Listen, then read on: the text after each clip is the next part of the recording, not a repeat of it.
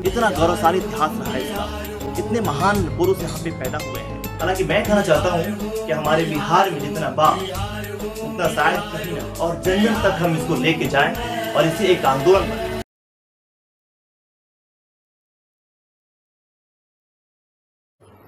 मित्रों, अच्छा एवं समुन्नत समाज हम सब की चाहत होती है, जहां हर कोई अपनी जिंदगी के अधिकारों को आनंद लेते हुए जी सके। परंतु हम सब यह भूल जाते हैं कि अच्छे समाज की मूलभूत आधार समाज के लोगों की अच्छी एवं सकारात्मक सोच होती है। जी हाँ, लोगों की सकारात्मक सोच समाज में अच्छा बदलाव लाता है और समाजों का बदलाव देश में बदलाव लाता है, और उसी प्रकार देशों का बदलाव विश्व स्तर पर बदलाव का कारण बनता है। तो मित्रों नमस्कार, मैं हूं अशोक झा और मैं बिहार हूं के इस खास एपिसोड में आप सब से परिचय कराने जा रहा हूं बिहार के एक छोटे से गांव की एक ऐसी सोच की, जिसकी बदौलत एक छोटा सा गांव आज विश्व में अपनी पहचान बना चुका है। जहां देश विदेश से विभिन्न मीडियाज के लोग आते हैं, उनकी बातों को समझते हैं और उनके सीख को कोने कोने फैलाने में सहायक हो रहे हैं। यहां तक कि विदेशों से कई फिल्म निर्माता इस गांव पहुंचकर इन पर डॉक्यूमेंट्री एवं शॉर्ट फिल्म भी बना चुके हैं।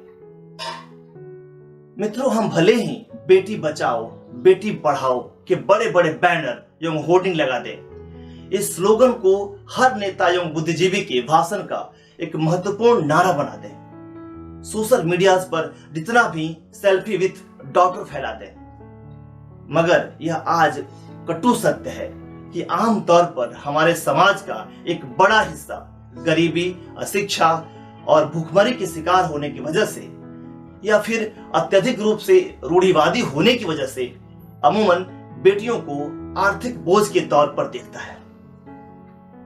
दहेज के लिए बहुओं की हत्या के मामले आम बात होती है और यही कारण है कि बेटी के जन्म पर वो खुशी नहीं व्यक्त की जाती है जो बेटों के जन्म पर की जाती है।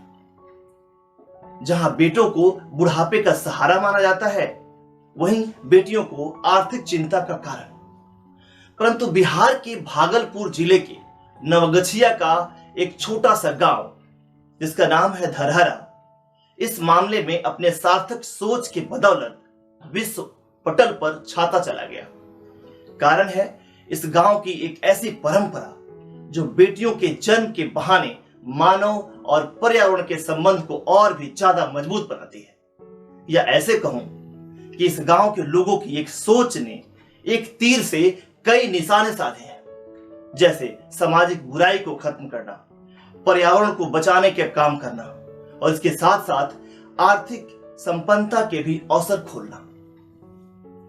मित्रों, साल 2012 में गणतंत्र दिवस उत्सव के दौरान दिल्ली के राजपथ पर बिहार की एक झांकी में इस छोटे से गांव का दृश्य था, जो आज पूरे विश्व के लिए अपने आप में एक मिसाल के रूप में उभर कर आया है।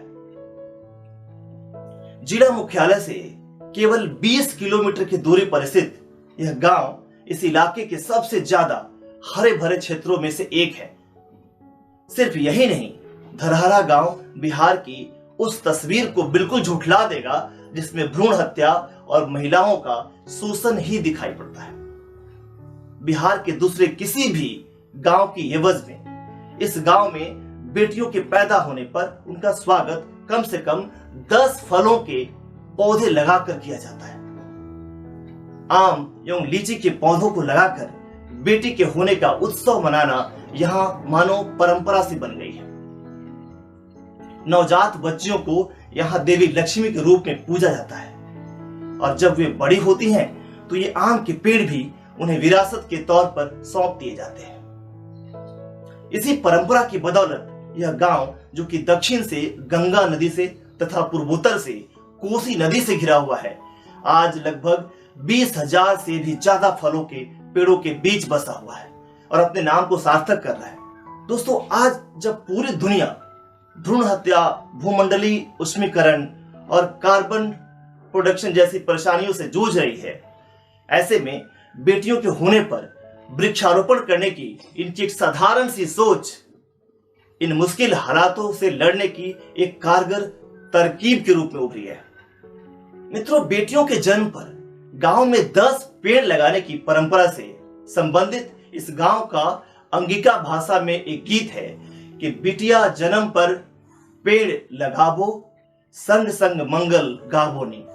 पेड़ लगावे बाबू बेटी जन्म पा, पेड़ लगावे बाबू बेटी जन्म पा, पहुँचे प्रथा जन जन के मन ता। इस छोटे से गांव से निकलकर यह गीत आज दुनिया भर में पहुंच चुका है। वास्तव में बेटी के होने पे जिन वृक्षों को यहाँ लगाया जाता है वे आगे चल के उनकी शिक्षा तथा भविष्य निर्माण के काम आता है। इस तरह से बेटी के परिवार को किसी भी आर्थिक दायित्व का सामना नहीं करना पड़ता है। गांव के लोगों का कहना है कि वे इन पौधों को वे विरासत में अपनी बेटियों को देते हैं। जैसे जैसे उनकी बेटियां बड़ी होती हैं, ये पौधे भी बड़े होते हैं और रूप ले लेते हैं, पेड़ का रूप ले लेते हैं। और इन पेड़ों के फलों से न केवल इन बेटियों के परिवार को मदद मिलती है बल्कि बच्चों की पढ़ाई का और शादी का खर्चा भी निकल जाता है। हम इन पेड़ों को बेटियों के होते ही इसलिए लगाते हैं ताकि जैसे हमारी बेटियां शादी के लिए तैयार हों वैसे ही यह पेड़ भी फल देना शुरू कर देते हैं, फल देने के लिए तैयार हो जाते हैं। और यही कारण है कि इस गांव में बेटियां कभी भी बोझ नहीं रही। साथ ही साथ लगातार कम होते हुए महिला पुरुष अनुपात के बीच यहाँ की स्थिति काफी सुखद आश्चर्य का अनुभव कराती है।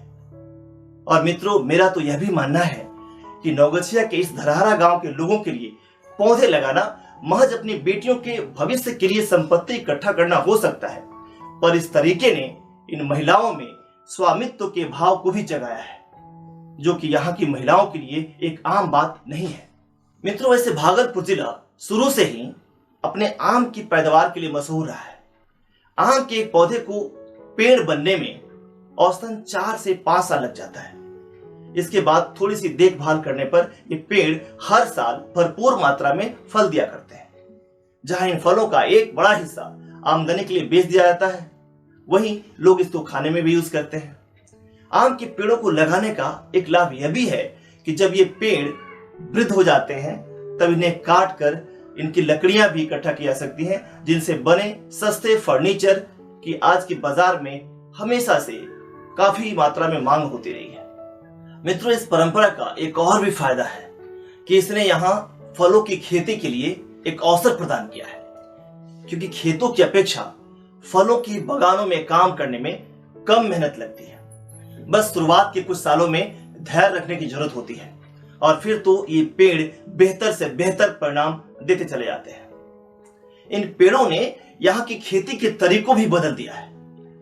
पीढ़ियों से जो लोग अपने गुजारे के लिए खेत जोतने में लगे रहते थे, पर अब कुछ समय से वे परंपरागत खेती छोड़कर फलों के बागानों में काम करना पसंद कर रहे हैं, क्योंकि उसमें उनकी आमदनी ज्यादा होती है और मेहनत भी कम लगता है। वैसे तो आम के पेड़ लगाने में यहाँ के लोगों की सबसे ज्यादा रुचि होती है, परंतु आम के पेड़ों की देखरेख करना थोड़ा सा मुश्किल होता है। ऊपर से इनसे बाकी फलों के मुकाबले पैसे भी कम मिलते हैं। इसी कारणवश यहाँ के कुछ किसान अब अन्य फलों जैसे कि लीची, अमरूद तथा पपीता भी उगाने लगे हैं, जिनकी खेती में कम समय और कम लागत लगती है। तो मित्रों, मैं पूछता हूं कि क्या एक बेटी के जन्म पर 10 फलों के पेड़ लगाने की इस धरहरा गांव की ये परंपरा क्या अन्य जगह के गांव के बेटियों के लिए पेड़ के रूप में संपत्ति बनाने के लिए कारगर नहीं हो सकती है क्या? मैं समझता हूं कि यह अवश्य एक सकारात्मक कदम हो सकता है।